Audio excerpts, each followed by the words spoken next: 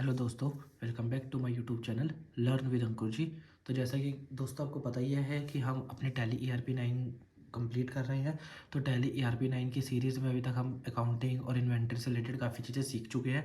तो जो आज का हमारा टॉपिक होने वाला है गाइस, वो होने वाला है काफ़ी इंपॉर्टेंट, क्योंकि उस टॉपिक में ना अक्सर डाउट आ जाते हैं कि हाँ सर, इसको कैसे मेंटेन किया जाता है, ये चीज़ क्या होती है। तो जो आज का हमारा टॉपिक है वो इम्पोर्टेंट टॉपिक इसलिए भी बन जाता है क्योंकि वो एक सच में मतलब ज़रूरी है। मतलब जैसे अब आप किसी भी ऑर्गेनाइजेशन में काम कर रहे हो तो वहाँ पर के लिए ज़रूरी हो जाता है। तो आई थिंक आपने गैस कर ही लिया होगा कि क्या टॉपिक है हमारा आज का। तो आज का जो हमारा टॉपिक है गैस, वो होने वाला है पेरोल पे। पेरोल तो पहले देखा जाए तो पेरोल होता क्या है, क्योंकि आपने एक देखा जाए तो पेरोल आपके लिए वर्ड थोड़ा वो हो जाता है।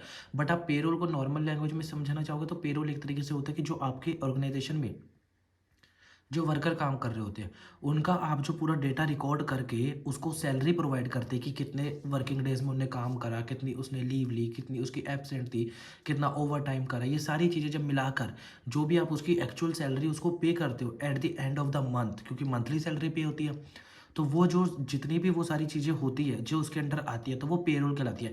अगर हम नॉर्मल लैंग्वेज में बोला जाए तो पेरोल जो होता है वो हमारी पूरी सैलरी की कैलकुलेशन करके जब हम सैलरी प्रोवाइड करते हैं अपने वर्कर यानी एम्प्लॉय को, तो वो पेरोल के अंडर आता है। वैसे आप स्क्रीन पे देखेंगे तो आप यहाँ देखेंगे राइट साइड पे कि आपको कोई भी पेरोल का देखिए अभी ऑप्शन नहीं दिख रहा है। उसके लिए क्या करना पड़ता है, हमारे को स्पेसिफाई जाके ना फीचर्स पे, वहाँ पर जाके हमारे को सेटिंग को ऑन करना पड़ता है। तब जाके आपको पेरोल के फीचर्स दिखते हैं और तब आप वर्क कर सकते हैं।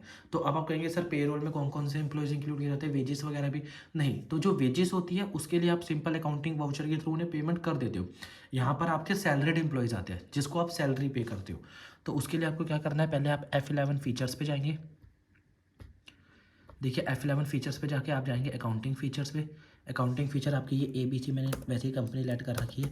यहाँ पर जैसे ही आप आएंगे तो लिखा होगा देखिए मेंटेन पेरोल। तो मेंटेन पेरोल ये नो है, इसको कर देंगे यस। उसके बाद कॉस्ट सेंटर कुछ नहीं, उसके बाद एक ऑप्शन ये आगे कि मोर देन वन पेरोल, और ये वैसे ही आप इसको यस करेंगे। बस यहाँ पर आप एंटर एंटर प्रेस करके ओके कर देंगे। अब आप एस्केप का बटन दबा के प्रेस पीछे जाएंगे तो आप देखेंगे पहले आपकी स्क्रीन पर यहाँ पे सिर्फ अकाउंटिंग और इन्वेंट्री आता था, अब यहाँ पे पेरोल भी आ गया। ऐसे ही यहाँ पर पेरोल इन्फो है, वैसे यहाँ पे पेरोल वाउचर आ गया। जैसे आप अकाउंटिंग उसमें टर्म में सीख चुके हो कि आपकी अकाउंटिंग इन्फो में लेजर्स क्रिएट होते हैं, ग्रुप क्रिएट होते हैं, इन्वेंट्री में गोडाउन्स क्रिएट हो जाते हैं, स्टॉक आइटम क्रिएट हो जाती है, स्टॉक कैटेगरी क्रिएट हो जाती है। उसी तरीके से ही पेरोल में भी आप एम्प्लॉयज़ की कैटेगरी क्रिएट कर पाएंगे। और जैसे आपने अकाउंटिंग वाउचर और इन्वेंट्री वाउचर सीखे हैं वैसे ही इसमें पेरोल वाउचर भी। और अगर गाइज अब तक आप लोगों ने अकाउंटिंग और इन्वेंट्री वाउचर्स को अच्छे से नहीं देखा है तो इसी चैनल पर ही पीछे मैंने वीडियोस डाल रखी है, तो आप जाकर उसे जरूर एक बार चेक करें, उससे आपका डाउट और अच्छे से क्लियर हो जाएगा। तो यहाँ पर हो गया, बट फिर भी हमारे को वर्क चालू करने के लिए इसमें भी एक सेटिंग और ओपन करनी पड़ती है। जो सेटिंग ओपन होती है वो होती है राइट साइड में आपका दिया होता है F12 कॉन्फ़िगरेशन। तो आप क्या करेंगे, F12 कॉन्फ़िगरेशन पे जाएंगे।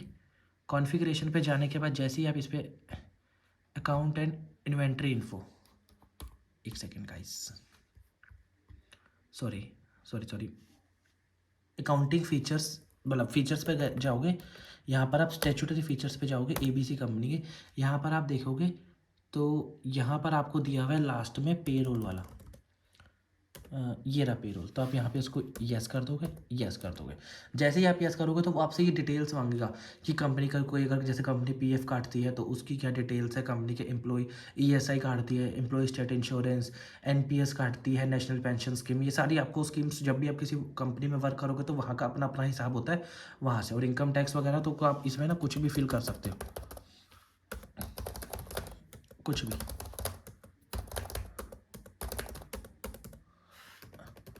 वर्किंग डेज पे आप लिख सकते हो कि आप कितने वर्किंग डेज कर सकते हो। 26 डेज मान लेते हैं गैस कि हमारे 4 संडेज़ के हमारे हॉलीडे होते हैं। ये कॉर्पोरेट रजिस्ट्रेशन नंबर वगैरह जो भी होगा ये आप आराम से फिल कर सकते हो। अब डिडक्टर ये तो इनकम टैक्स का ये भी छोड़ देते हैं यहाँ पर। बस अब यहाँ पर आपकी जो होती है, यहाँ पर आपको ना सारा पेरोल की जितना भी बेसिक सेटिंग्स है जो हमारे को पेरोल में वर्क करने के लिए ज़रूरी होती है वो आप ऑन कर चुके हो। उसके बाद क्या होगा, अब मैं आपको आगे नेक्स्ट वीडियो से सिखाऊंगा कि पेरोल इन्फो में जो एम्प्लॉयज़ की कैटेगरी कैसे करते हैं, एम्प्लॉयज़ को कैसे देखते हैं या करते हैं, उनको मतलब उनका रिकॉर्ड कैसे मेंटेन किया जाता है, कैसे उनके प्रेजेंट एब्सेंट मेंटेन की जाती है, कैसे हम ये देखते हैं कि उनको क्या बेसिक पे मिल रहा है, क्या उनको हाउस रेंट अलाउंस मिल रहा है। तो आगे जाके हम इसमें एक एक वीडियोज़ को अच्छे से देखेंगे और डाउट क्लियर करेंगे। तो इसके लिए हम आगे इसके 4 पार्ट्स और बनाएंगे।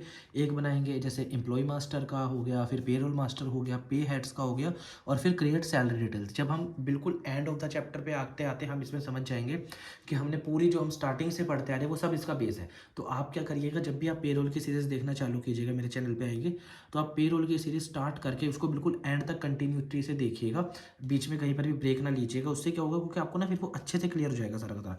आई होप गाइस आपको ये वीडियो पसंद आई हो, हेल्पफुल लगी हो। अगर आपको ये वीडियो हेल्पफुल लगी है तो प्लीज़ मेरे चैनल को सब्सक्राइब कर लीजिए, और प्लीज़ कमेंट सेक्शन में जाके बताइए कि आपको वीडियोस कैसी लगी है, और साथ में लगे बेल आइकन को दबाना ना भूलें, और मेरी वीडियोस को ज़्यादा से ज़्यादा लाइक करें। Thank you guys.